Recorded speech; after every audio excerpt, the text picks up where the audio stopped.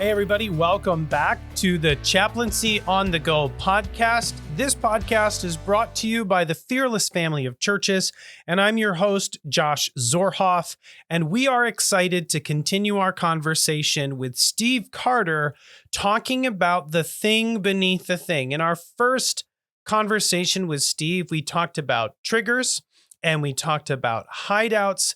And now we're going to get into a conversation that continues on to talk about insecurities and narratives that we tell ourselves, and even touch on a little our need for grace. But in this conversation, we're going to talk a little bit about marriage and how the thing beneath the thing impacts our marriages and also other relationships in our lives. And we're going to talk a little bit about the need to be vulnerable with other people, specifically how we can take off our masks and share our real self with the people that we're closest to, the people that we love. And we're going to talk a little bit about how to rebuild trust in relationships. So this is going to be a really helpful conversation. If you're listening in and you have not checked out the first part of this, the last conversation we had with Steve, I'm going to recommend that you push pause on this episode, go back and listen to the first conversation we had with Steve. This is part 2. And we're also going to enter into part 3 in our next episode. But for now, if you haven't listened in to the conversation with Steve, go ahead and listen to that first one. And then join us, for this conversation, this now conversation, as we enter into the continuation of Steve's book, The Thing Beneath the Thing. We're going to get started right now.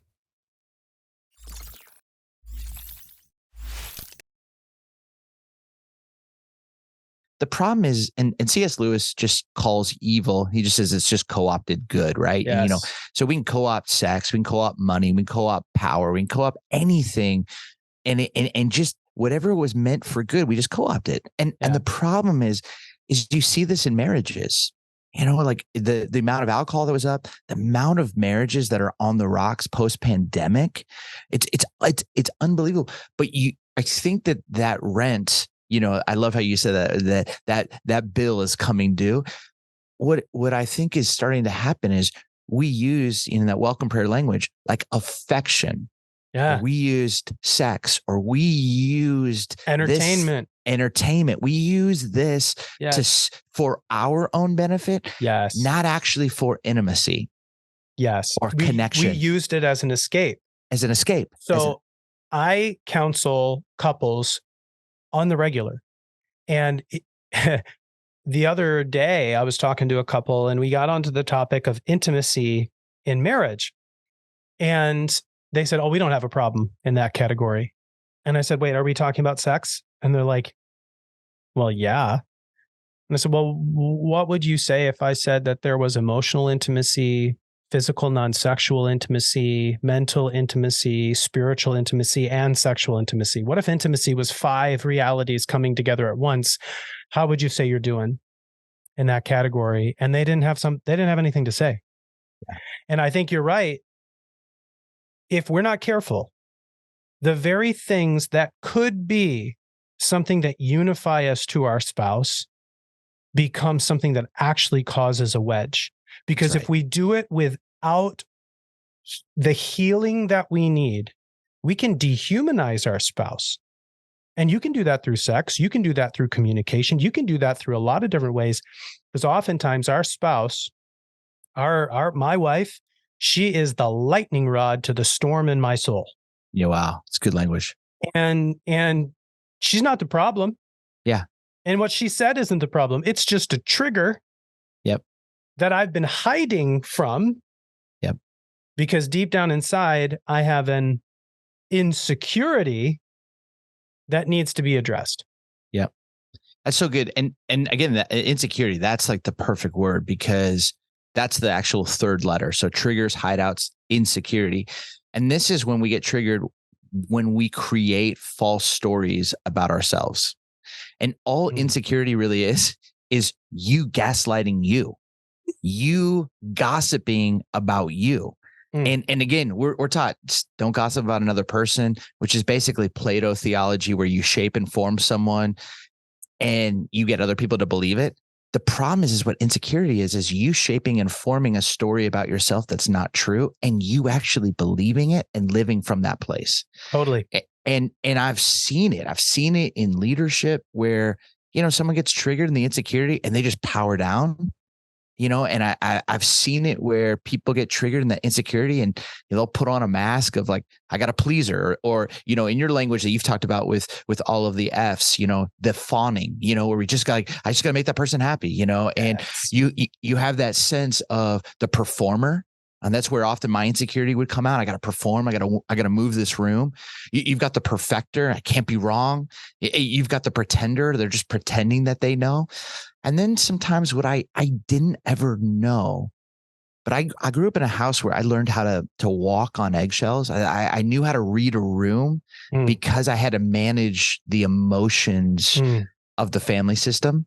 And when one of the parents would lose control, they would power up and they would start screaming or yelling or hitting the table. And all they were trying to do was regain control. Yes. And what I always thought insecurity was just powering down, but now I'm realizing, insecurity is powering up too. Totally. Totally. And so I think everyone has to recognize, hey, when I get triggered, it's not just what I'm feeling and going to the hideout. It's also like, what are the lies that I'm believing to be true? Yes. And in like Christine Kane language, where she taught me from the Genesis story, you've got to interrogate those lies back to the garden of who told you that? Yes. Did God really say? Who told you that? And you realize like, that was my unwell parent, or that was my teacher who hasn't done their work, or that was my boss who actually that was about something else, but I took the brunt of it. Yeah. But I'm holding on to it and it's got me in like a headlock.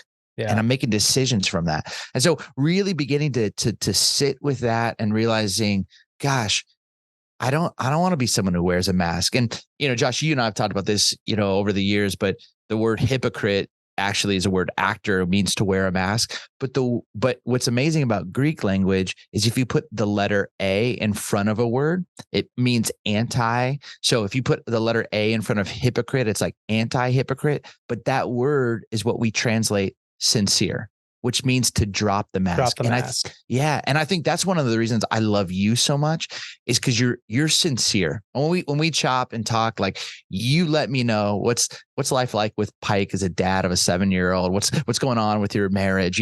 There isn't this like facade. There is this is where I'm at. This is the struggle.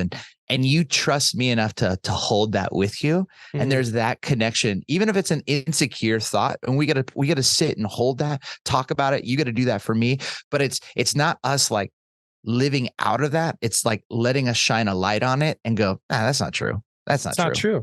Yes. And I think so. One of the things that I've talked about on this podcast and I talk about in counseling is that the only way to heal from past wounds, truly, and they're finding this is current neuroscience research that even secular scientists are saying, if you want to heal from past pain and past trauma, the only way you can do it is in safe, confessing communities. Wow. Yes.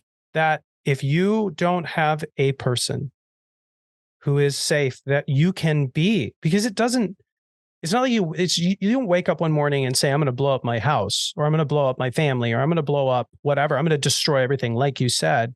But you also don't wake up one day and say, okay, everybody's safe. Right. Yep. So you have to learn sometimes the hard way of who is a safe person, who can I be real with, who can I be vulnerable with. I'd like to say that you're going to find that in a counseling setting. I'd like to say you're going to find that in a church, but there are some people who've gone to counseling and they were hurt more. There were some people who went to church and they were hurt more. I heard a priest once say, no spiritual care is better than bad spiritual care. And it's true that learning how to be vulnerable usually means you had to go through some pain to get there. Yeah. learning how to take down that mask and say, I'm afraid, I'm ashamed, I got nothing else, and you could really hurt me. You, Steve, you could really hurt me with what you know about me. My wife could really hurt me with what she knows about me because I'm working hard to take that mask off. But if I don't go through that, I can't heal. And my insecurities will drive me the rest of my life. Yep. Yep. Yep. Okay, let me try this on. And I honestly love your thoughts about this. I've been working with this math formula because everything that you're talking about, it makes so much sense. The safe confessing communities, the vulnerability. And the way that I've been kind of framing this is this person worthy of my trust? Right. And so to be trustworthy equals safe plus consistent again and again, over and over on repeat. And that constantly what we're looking for is this person safe and are they consistent? If they're unsafe or inconsistent, it's not worthy of me trusting them with that vulnerability. But if that person is safe, consistent, again and again, over and over on repeat, man, that allows me to believe, like, you hold such good space, whether we've been in downtown Holland, whether we've been in Chicagoland, like you've been safe and consistent again and again. For me, it's like, oh, I know I can share something. You'll hold it well. And so that's been one of the things that I've been thinking about as I evaluate my relationships. Oh, yeah, this person's worthy of trust. This person's safe. Play with that. I'm not saying I'm right. No, play with it. No. So I'm chuckling because there's two things I want to say in this. One is a little shorter, the other is a little longer.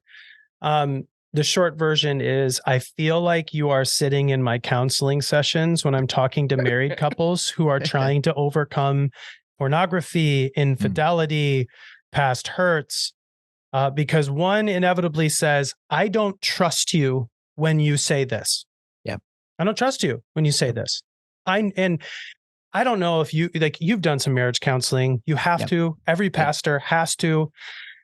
There is a phenomenon that occurs where one spouse will give and give and give and give and give. And then it's almost like this switch, like, shuts off. And it takes an incredible amount of force to get that switch to turn back on. Because the minute it's off, it's like, I have given everything I have to this relationship. You haven't listened. I'm better off without you. And once that's gone, the amount of effort to get it back is so hard to overcome. And the other spouse is like, what? I thought everything was fine. Yeah. And it isn't until that extreme switch.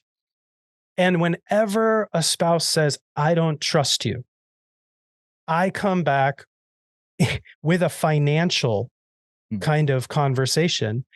And I ask him, do you know why Black Friday is called Black Friday? Black Friday is called Black Friday because most big box stores run in the red all year until Thanksgiving. And then the holiday season hits and they finally move into the black. Wow. And you can do that if you're a big box store. You cannot do that if you are in a marriage.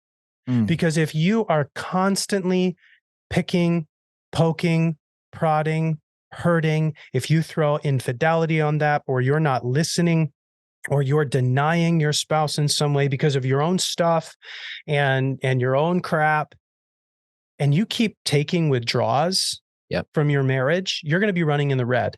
Yep. And the minute your spouse said, I am tired of living in the red, I'm declaring bankruptcy, it's too late to get back into the black. So I say, how do we get back into the black? That's the question. Yes. In your marriage, in your relationship, how do you get back into the black? Consistent effort. Yes. Bro, I love that, in the red and over to the black. That's such good imagery. And the consistency. And I think too, it's recognizing, oh, you said you would do this. and you did it.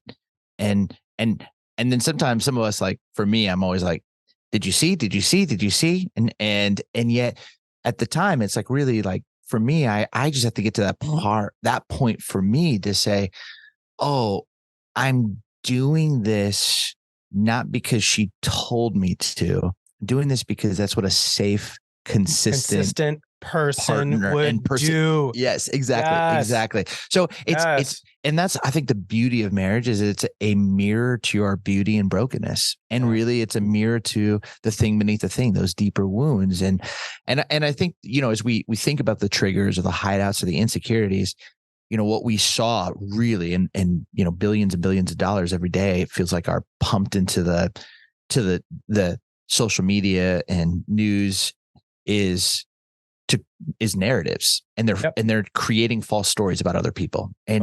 And so the world wants us divided. News companies want us divided. We are almost trained to, algorithms are created to keep us divided, because if you can create an us versus them, how to target, how to sell, like it's business. All it is business. And the problem is many of us have just gotten so swept up into it, is now we're like, oh, all those people, all those them, they, them, though. And all of a sudden you realize, like, oh my goodness, like I'm not seeing the imago Dei. I'm not seeing the image of God. I'm not seeing the goodness in someone. I'm just seeing something that has been almost kind of told to me to believe about another person. And again, if you don't think that this is true, just, I'll say a couple words: Facebook, Twitter, where real crazy lives, and I know crazy is not a great word to say, is the Nextdoor app, and this is like right in our neighborhood, 2 doors down, that person. And you sit there and you're like, you could have just walked over to that person and had a conversation, but we've gotten so the ability to shoot out an email, to go online, to put someone on blast, and I just sit here, it's like almost we've lost how to be human to another. Yep. Yeah, we had an incident in our house a while back. An angry parent sent an email to my wife. And I'm still working through that. Because, and this is really fascinating. So I learned this just a couple of days ago in Colorado, working with a guy named Steve Cuss. Steve Cuss. Legend. At a conference there, they told us that it takes 3 seconds or less for shame to enter into our bodies. So when we hear a narrative that is negative and critical, in 3 seconds or less, it soaks into our bodies and starts to affect us, mind, body, and soul. 3 seconds. It takes 3 minutes for a story of grace and love and truth to soak in. It literally takes 10 to 30 times longer to believe a true story about ourselves than a negative, critical one. And I bore witness to that in my wife. She has been a teacher for 20 years, and she has given everything that is good of herself into her career. And I spent 5 minutes telling her positive stories that I remember and recalled. And it was still a challenge to overcome one criticism, one narrative. And I think that's a really important transition of telling ourselves a more true story requires us to believe something about ourselves that only grace can tell us. Yeah. And you need to hear that a lot. My friend Dave, who's been on the podcast as well, says that the stories we believe are the stories we look for and the stories we live. So good. And I wonder, Steve, how does grace play a role Yeah. in all of Yeah. this? Yeah. No, I think that's, and it's so powerful because I've never thought about that 3 seconds, 3 minutes. But as you're talking about that, I'm just sitting like, oh man, yeah, it's so easy because in those 3 seconds, that shame, what you feel in your body, and yeah, that angst and that frustration, there's an energy to it, Mm, to even just like, oh, that's terrible. That just like you feel it in your body. And I think what's hard for many of us is in the tenderness of sitting and receiving the truth of who we are, the goodness of grace. I think many of us are less familiar in doing that. mm, We are so much more familiar with the feelings of shame because of the culture and reality of what we live in.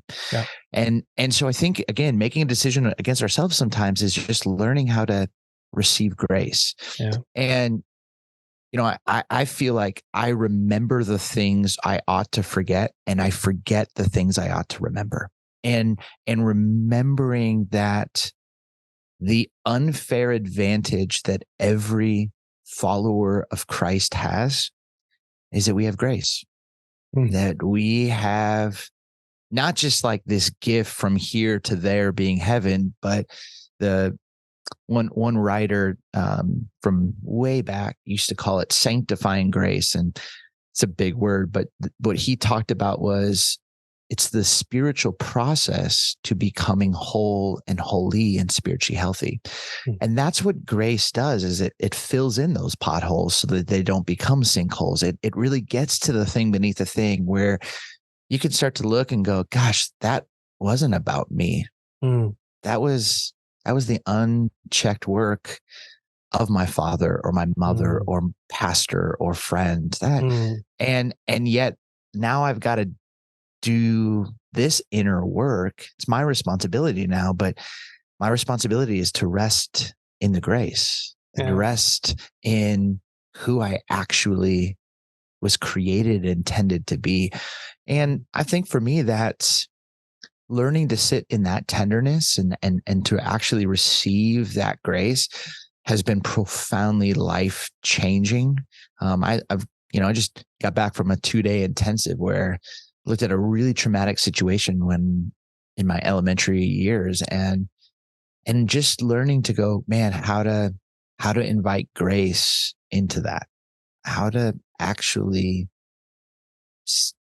understand a lot of the decisions that I've made yeah, came out of reaction to that yeah, feeling, which was powerlessness. yeah, And anytime I've ever felt powerless, I tend to react and escape in certain ways yeah, just so I don't feel that. yeah, But to look and go, how does grace actually fill that? Start to bring healing. And sometimes it's once, sometimes, but the majority of it is that process of continuing to go to the well of grace and just drink and sit and rest in that. But in that, for me, has been the gift, the true gift, and truly an unfair advantage that I feel like we all have. That, and I love what Dallas Willard says. He says that saints should burn through grace faster than sinners ever could, because we just know how mm, much we need it. In right. every pothole, we need it. We just keep coming to that fount of grace because it's everything.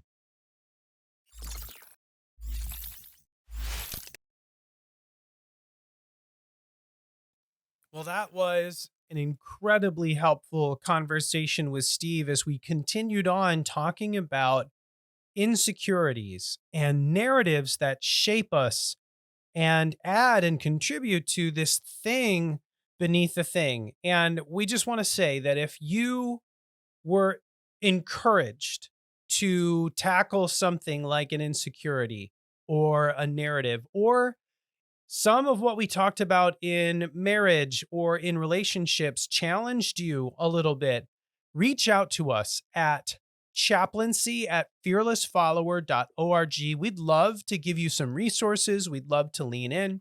If you're looking for some ways to grow as you tackle that thing beneath the thing, we want to help. And we'd love to help facilitate some of that growth, or at least point you in the right direction. If this was encouraging for you in any way, would you just share this with a friend? Maybe subscribe to the podcast or give us a like, follow us for more information. We would love to continue this dialogue on emotional wellness and health. And if you work for a company that would like to have a conversation on mental health or emotional health, or navigate some of these things that drive our behavior, we would love to partner with you in some way. You can learn more about who we are at fearlesschaplaincy.org. And we would love to continue this conversation. We're looking forward to a continuation of this conversation with Steve Carter in part 3 in our next episode, as we land more on how grace impacts us and how we need other people to journey with us as we tackle the thing beneath the thing. So we hope you'll join us for that next conversation. Stay tuned for that. We'll see you next time.